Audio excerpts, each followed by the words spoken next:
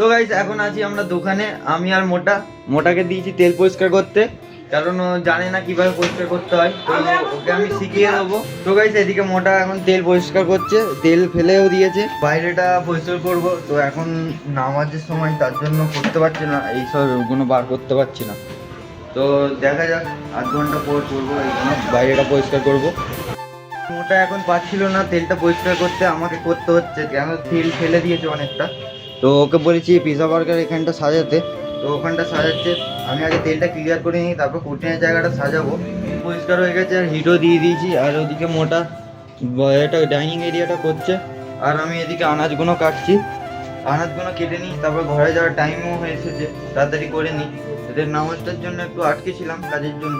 তো চলো এখন ফ্রি হয়ে গেছি, তো আনাজগুলো কেটে নিই, বাইরেটা মোটা করতে করে নিই। গাইস আমাদের এদিকে ডাইনিং এরিয়াটা হয়ে গেছে, ঠিক আছে। মোটা শুধু চেয়ারগুলো তুলছে আর আজান হয়ে গেছে। তো চলো এখন সামনে স্যাটারটা তুলে দেবো, তো ওরা আসুক, তারপর ঘরে বেরোবো। এখন বাজে তোমার 52 একটা। তো চলো আগে বাইরে স্যাটারটা তুলে দিই। তো গাইস এখন আছে আমি দোকানে, আর এখানে তোমার ফ্রাই হয়ে গেছে লেগ, তোমার চেস্ট, লেগ, পকোড়া, পপকর্ন। আর এদিকে মোটা মারছে পিৎজা স্টক করার জন্য রাখ। আর ওদিকে কি কাটছিস ভাই? টমেটো। তো চলো, আজকে ডিপ মেরেছে কঠিন, কালকেও মেরেছিল ডিপ। তো গাইস অনেকক্ষণ পর ফ্রি হলাম, সেই 4টের সময় এসেছি। তো আসার পর থেকে কঠিন মারতে ঢুকেছি, এখন বাজে তোমার 7টা।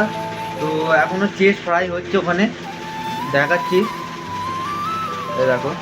তো এই একটুখানি ফ্রি হলাম, আবার কিছুক্ষণ পর একটু ভিড় হবে, কাস্টমার আসবে, তখন আবার মাল মারতে হবে। গাইস এদিকে আমাদের সব মাল শেষ, চিকেন যা ছিল সব মেরে দিয়েছি, আজকের দিনের মতন করে সমাপ্ত। তো চলো আজকে ব্লগটা এখানে এন্ড করছি, ভালো লাগলে লাইক শেয়ার এন্ড সাবস্ক্রাইব করে দেবে।